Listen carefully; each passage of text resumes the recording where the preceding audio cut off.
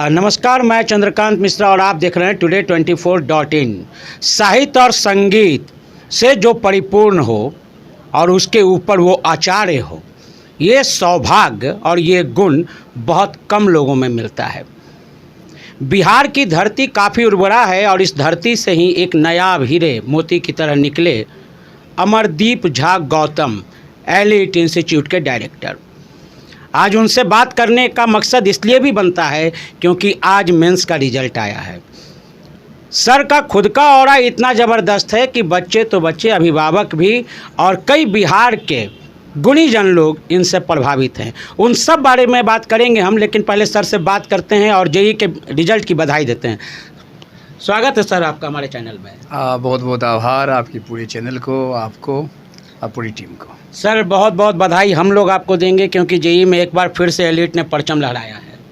हाँ, ये बिल्कुल ही एलिट संस्थान के लिए हर्ष का विषय है कि एलिट संस्थान के बच्चों ने बहुत ही सुंदर रिजल्ट दिखाया है। और इस रिजल्ट के लिए अगर हम धन्यवाद देंगे तो यहाँ के शिक्षकों को देंगे।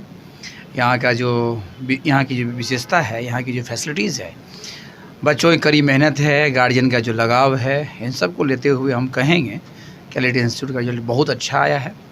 एलिट इंस्टीट्यूट के अप्रैल वाले एग्जामिनेशन में, जेईई मेन के सेकेंड फेज़ वाले एग्जामिनेशन में सम्मिलित हुए थे। टोटल हमारे यहाँ से एलिट संस्थान से जो बच्चे वो 387 थे, उसमें से 221 स्टूडेंट ने सफलता दर्ज करवाई है। 65% बच्चे ऐसे हैं जिनका कि 90 परसेंटाइल से ज़्यादा अच्छा रिजल्ट आया है। इनमें कुछ बच्चे ऐसे हैं जो मध्यम वर्गीय परिवार से हैं और मध्यम वर्गीय परिवार के होने के बावजूद उन्होंने अपनी सुविधा में, अपने साधनों में कभी भी कोई नज़र की बात नहीं रखी। जितनी सुविधा उनको मिली, जितने साधन उनके जीवन में आया, उन्होंने पुरजोर मेहनत किया है और उनका प्रयास आज खिला है उनके रिजल्ट के रूप में। इसमें कुछ नाम हैं जो नाम हम बताना चाहेंगे।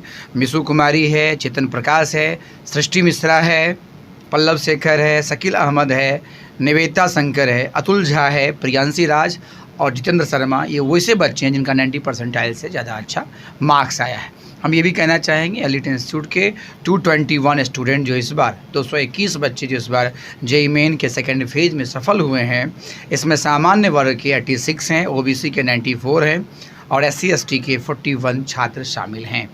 हम ये कहना चाहेंगे एलिट संस्थान का ये जो रिज़ल्ट है वो यहाँ के स्टडी मटेरियल, यहाँ के DPP, यहाँ के टेस्ट सीरीज़, यहाँ की लाइब्रेरी, इन सभी के कारण जाती है। बच्चों ने खूब मेहनत की है, बच्चों ने खूब हमारे गाइडलाइंस को मेंटेन किया है और इसकी ही खूबी है कि एलिट का इतना अच्छा रिजल्ट देखने। बिहार जैसे एक राज्य में, गरीब राज्य में इंजीनियर और डॉक्टर बनना बड़े सपने की बात होती है मध्यम परिवार के लिए। आपने इसको कैसे इतना सकारात्मक लिया? दरअसल एलिट के लगभग 22 वर्ष हो गए और 22 वर्षों की यात्रा में हमने इस चीज़ को देखा है। अगर कोई बच्चा मेहनत करता है, अगर कोई बच्चा अपने टीचर की बातों को समझता है, अगर कोई स्टूडेंट इस बात को समझता है कि हमारे शिक्षक हमारे लिए क्या सोचते हैं और उनका गाइडलाइंस हमारे लिए क्यों महत्वपूर्ण है, तो शायद ही कोई बच्चा है जो असफल होता है, सफल नहीं हो पाता है। जब आप मेहनत करते हैं तो आप सफलता के द्वार तक पहुंचते हैं और आप जब टीचर के गाइडलाइंस पे चलते हैं तो दरवाजे पर पुरजोर ताकत के साथ आप धक्का मारने के लिए तैयार हो जाते हैं।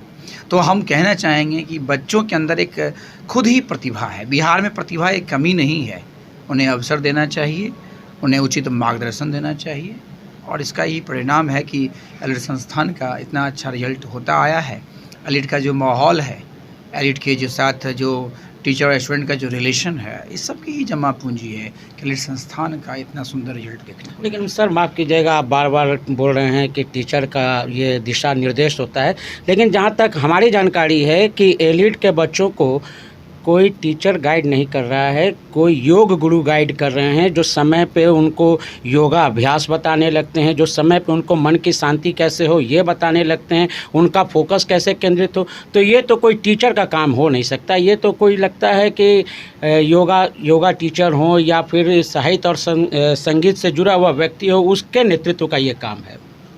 दरअसल मेरा संबंध काशी हिंदू विश्वविद्यालय से है, बनारस हिंदू विश्वविद्यालय BHU से है।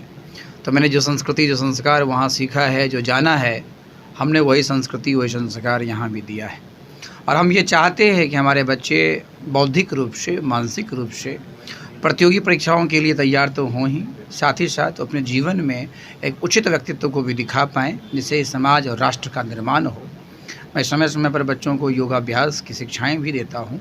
बच्चों के अंदर कैसे अपने आप को उचित जगह तक पहुंचाने के लिए जो कलाएं हैं, उनके प्रति भी मेरा एक लगाव रहता है कि बच्चों के अंदर सर्वांगीण विकास कैसे हो, चौमुखी विकास कैसे हो। और अल्बर्ट आइंस्टाइन का वो लाइन है कि साहित्य के बिना समाज अंधा है और विज्ञान के बिना समाज लंगड़ा है।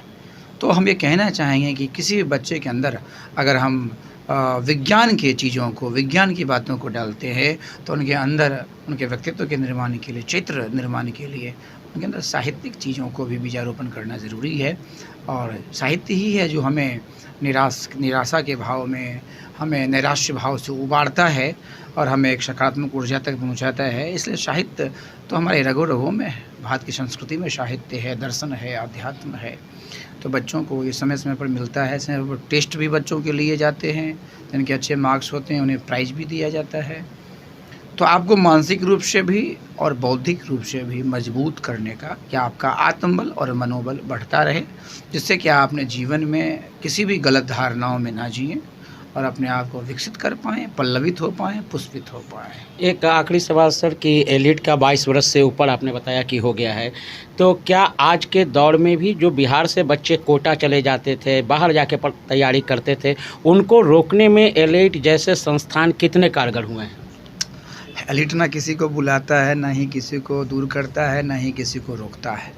एलिट संस्थान की नींव इसलिए रखी गई थी कि जिन बच्चों के अंदर जिज्ञासा है, जिन बच्चों के अंदर सीखने की तत्परता है, क्यूरियोसिटी है, जिज्ञासा है, वो बच्चे यहाँ आएँ और अपने आप को पहुँचाएँ। अगर आपके अंदर चाह है तो एलिट आपकी राह है।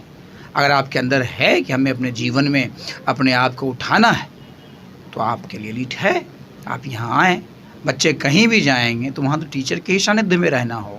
वो पटना में रहें, दिल्ली में रहें, कोटा में रहें, चेन्नई में रहें, बनारस में रहें, कहीं भी रहें, उन्हें तो टीचर के सानिध्य में रहना है।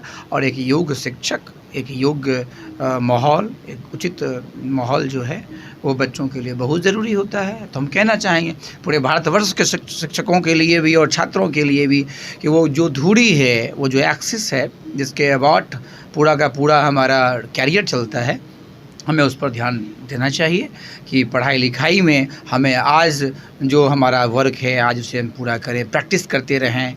जो प्रीवियस ईयर्स के क्वेश्चन बैंक हैं उसको हम बनाते रहें और अपने टीचर का ध्यान रखें। टीचर में जो गाइड करते हैं उस टीचर का हम सम्मान रखें। और टीचर लोगों से भी चाहते हैं कि वो बच्चों के अंदर जो चीज़ें दबी हुई हैं, बच्चों के अंदर जो चीज़ें हैं, उन चीज़ों को आप डालें, उसको पूरा करें। चलिए सर, आपको एक बार फिर से आपके जो बच्चे सफल हुए हैं आज तक, सभी बच्चों के सफल होने के लिए आपको बहुत बहुत धन्यवाद। और बिहार के विकास की राह में आप अपना योगदान इसी तरह देते रहें सर। बहुत बहुत धन्यवाद आपको भी बहुत बहुत।